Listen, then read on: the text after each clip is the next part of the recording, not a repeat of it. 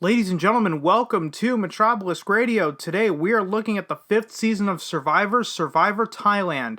This is another season that really doesn't get praised. In fact, it's the opposite most of the time. So, does this season deserve to be looked at in a negative light? And another thing to look at is why this season does get looked at in a negative light. Is it the cast? Is it the twists? Or does it simply come down to the fact that it followed 4 really good seasons at the time? Now, before we go any further, if you want to stay up to date on all MetrObelisk Radio uploads and you don't want to follow me on 4 different social media platforms or 4 different video hosting sites, then follow the blog, metrobeliskradio.blogspot.com. A link will be in the description. Now, with that out of the way, let's take a look at Survivor Thailand.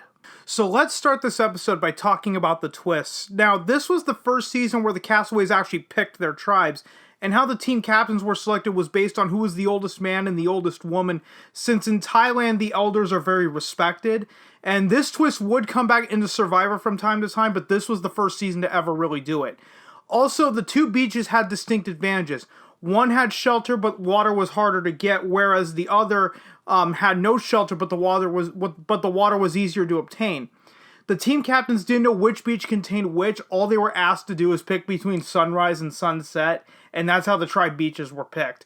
And this is the season where, if I'm not mistaken, this is the only time we see the Survivor auction as a tribe reward challenge and not an individual challenge post-merge.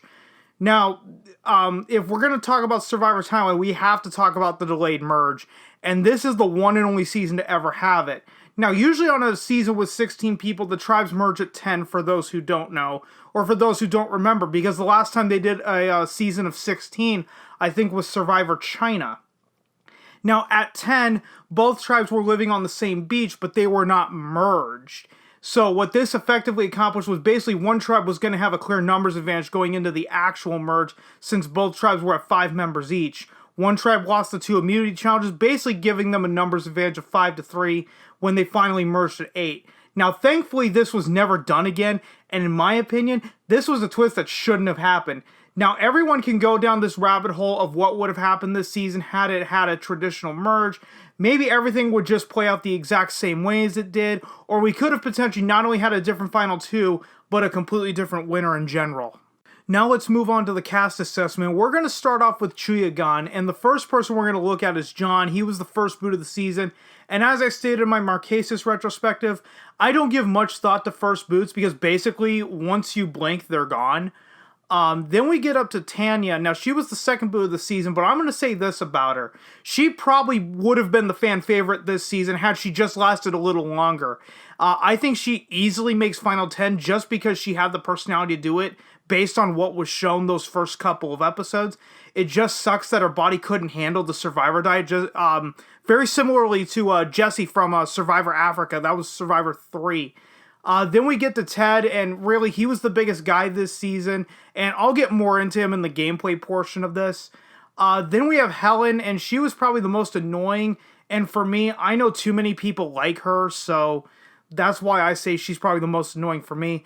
Then we get Clay, and this is a guy that does really get on my nerves. He just, cries, bitches, and moans whenever someone would call him out, blah, blah, blah, blah, blah. Then we have Jan, who was the team captain, one of the eldest players at the age of 53 at the time. And honestly, she was just there despite the fact that she made it very far into the game. Then we have Brian, and honestly, I don't know why everyone didn't like him. Especially, I could see back in 2002, but today, I don't know why he's still one of the most hated winners. Because he didn't become the Iceman until the Final 5, and the Final 5 consisted of all Chuyagan members. So basically, in that situation, you have to be willing to slit someone else's throat before they slit yours, just to make it to Final 2 and get the attempt to win the game. And finally, we have Gandia, and more will be said on her in the gameplay portion of this episode. Now let's look at all the people on Suk Jai, and we'll start with Jed. He was the laid-back surfer bro of the season. Now, he separated himself from the group too early. Also, it didn't help when he was supposed to be watching the fishnet and it rolled out to the tide. When you're being lazy and that's hurting everyone else, then yeah, it's safe to say you're gone. In fact, Sukjai wanted to get rid of him so badly that they intentionally threw the challenge, according to Xian at the reunion, and he was effectively the first boot of Sukjai. Sorry. Then we get to Rob with 2 Bs. Yeah, he annoyed the fucking piss out of me. Now, I know people who are skaters in real life that don't act the way he acted. To me, he was just obnoxious for the sake of being obnoxious. Then we have Ken, and not much was added to his character outside of being an NYPD officer in 2002. 9/11, man! And that was pretty much for him. That was pretty much it. Then we have Stephanie, and she was the same as Jed in the sense that she separated herself from the group too early, so she was just the easy vote off. Then we have Erin, and she was pegged as the hot girl for this season, and all I remember about her is she really didn't do anything with it. I mean, she didn't have to be Sarah from Marquesas, but she could be Jenna Lewis from Borneo, and I remember Jenna Lewis getting pretty far back then, despite the fact that she was the hot girl of Borneo. Then we have Xian, and she was the one that got screwed by the delayed merge. I feel that she was only beloved because her tribe couldn't stand her, and everyone just wanted to know why. Hence, at Final 10, she tried to flip because she wasn't with Sukjai. Then the delayed merge happened, and she was voted out because of really production interference by not having the merge at Final 10, instead pushing it to Final 8. Then we have Penny, and she was the popular girl from high school, where 1 minute she'll say something to your face, and then the next she says the opposite behind your back type of thing.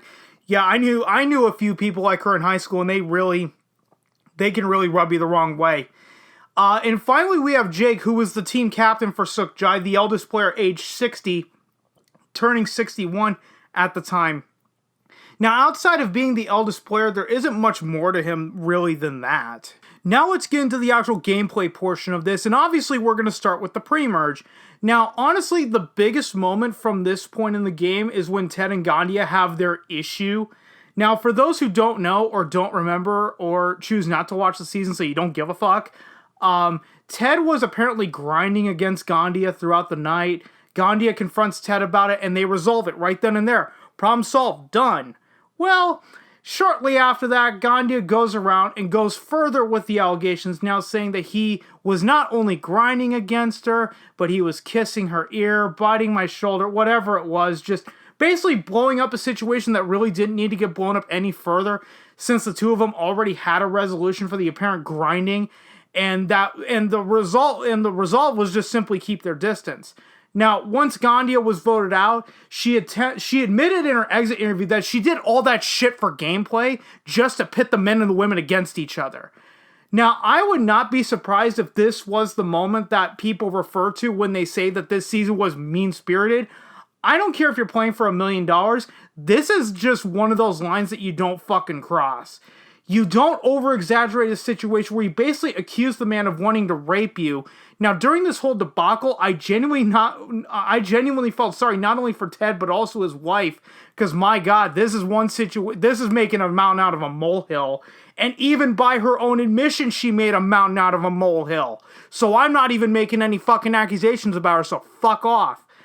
And if we're looking at the game, we see that both tribes, one older, that was the Chuyagan tribe, and the younger, more athletic tribe of Sukjai, always were really close in challenges, so if there's anything that this season proved, it's that age doesn't really matter in Survivor.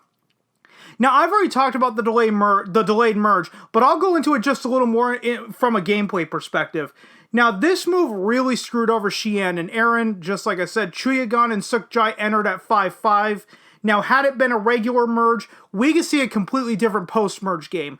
When we see this with Xian trying to work with Chuyagan at Final 10 because she was on the bottom of Sukjai and she wanted to vote out Penny and basically just run the risk and see what happens. Now, the question is, what made the delayed merge not work? Now, I think it comes down to one big thing, and that was that there was no tribe swap this season. Had there been a tribe swap, I could see the delayed merge working, since Jeff had both tribes living on the same beach at Final 10. Old alliances could have been brought up, as well as the new alliances post-swap, and that could have led to a more complicated game. Instead, Chuyagan went into the actual merge with a 5-3 numbers advantage, and they really had no reason to turn on each other before Final 5, because do you want okay, you 5 people, do you want a shot at winning the game, or do you want to give these 3 people a leg in it? You probably don't want to give these 3 a leg to stand on if you're in that power position. Now let's go into the actual post-merge. Now, I just brought this up a second ago, but I'll skip to the Final 5. Now, by this point, we knew that at least 3 people would have to be betrayed. This is the point in the game where it got very cutthroat, but this is what happens as a result of that delayed merge. Had the delayed merge not happened, then Xian or Aaron or anyone else on Sukjai at Final 10 could have theoretically been at Final 5, and I believe that anyone that calls this point in the game mean-spirited is not wrong, but they're not looking at why it was mean-spirited. This is a case of production interference gone wrong. I've already stated this, but I'll say it again. Had the delayed merge not happened, then we could have seen a completely different post-merge game and potentially a completely different winner. Production interfered and handed the post-merge game to Chuyagan. It didn't matter that the 4 Sukjai members were the majority on the jury, because they still had to vote for a Chuyagan member to win the game. Now let's talk about the final 2, and we're just going to start with the person who won the game. That was Brian Heidick. Now, most people remember him for being ice cold by turning on people like Ted, Helen, and Jan. Now, some people at the time went so far as to call him a sociopath back in 2002. In my opinion, if he had played the game today with the same ice cold approach, he would go down as one of the best players in the history of the show. But because this season premiered in 2002 and it was a completely different show back then, he went down as one of, if not the most unlikable winner. And that would remain true until Survivor Exile Island, but I'm not going to get too far ahead of myself here. Now, it was also revealed while this season was airing that he wasn't a used car salesman like he said he was in the beginning of the season. He was a porn star. Now, I can defend his decision to hide the information because back in 2002, the vast majority of people would really look down on you if you were working in the adult film industry. Nowadays, though, with Pornhub and all the free internet porn, nobody really gives a damn. And then let's look at the runner-up of Clay. Now, I personally don't know if he should have won over Brian. Normally, I like to look at the other side of the coin when it comes to the final 2 and see whether or not they really did deserve to win. Honestly, both Clay and Brian pissed people off. I think Clay lost because more people viewed Brian as just the lesser of 2 evils. Now, I can't say that this was a bitter jury, it just happened. I do defend his decision to be that blunt with Helen when he said, well, she's not going to accept any answer that I give her, so why fucking try? And I agree that if someone doesn't like you, then someone doesn't like you. Now, I believe that Helen's mind was made up before she even showed up for the final tribal council, and that moment highlights that sometimes you just have to know if you're going to win with this person or not. If you're not going to win, don't even try, because now, at that point, you're just fighting a losing battle. Now let's talk about the reunion for a bit. Now, this was the first reunion to recreate the tribal council area very faithfully. The transition from the pre-tape final tribal council to the live feed where Jeff reads the votes was seamless for the time. The camera shot goes wide while out on location, and then cuts to the interior live feed where the crowd doesn't cheer until the winner is announced. Now, I would argue that this move really did not help the show in that moment, because that led to the whole idea of Survivor is all shot on a soundstage in Los Angeles, and that was a controversy that they had to fight for years and years after that. And this was the first reunion to be hosted by Jeff Probst. Bryant Gumbel hosted the first 3, and Rosie O'Donnell hosted the one from Marquesas. That was the season prior to Thailand.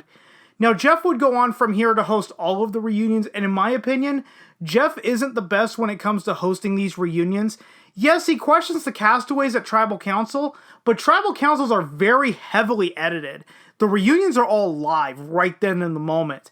At least he lets the finale episode play out before he reads the votes instead of cutting in between the pre-tape finale and a live feed with him talking. Anyone who's longtime Survivor fans is gonna know the sarcasm of that line. And I have this thought on the reunions in general, that they're not really all that special. There's only so much you can cover in 35 to 40 minutes. At least back in these days, every castaway, even the first boot, at least got to speak, so that's something. And I'll end the section off with this. if the season is bad, then the reunion is not going to help make the season any better. In fact, it could actually make it worse. Now, I know I breezed through the cast assessment portion of this, and I have to be honest, I can't stand the vast majority of this cast. This season for years has been considered one of the worst, and one of the biggest reasons is the unlikable cast. I personally don't conform to majority opinion until I at least watch what they're talking about, and for this season, I have to side with the majority opinion. And I'll end the episode off with this. Normally, I don't tell people what to watch or what not to watch. I will confidently say that you could skip this season entirely and you wouldn't be missing much. The cast is extremely unlikable. I would argue that when you get to the final 8, the actual merge, you really don't care who could win the game because honestly, you probably don't want any of those people to win. Production does try to make another memorable moment by having Rob get stung by a stingray in the foot. This moment doesn't work as well as John Carroll being stung in the hand by a sea urchin. Because of Marquesas, you probably like John Carroll, whereas in this season, you probably found Rob to be an annoying little pissant. So yeah, my recommendation is skip this season unless if you want to watch every single season of Survivor. And if your goal is to watch all 40 seasons of Survivor, now at the time of this recording, there are 40 seasons of Survivor. If your goal is to do that, then more power to you. I'm personally not going to watch Thailand ever again, and there's no reason for me to do so after this retrospective episode.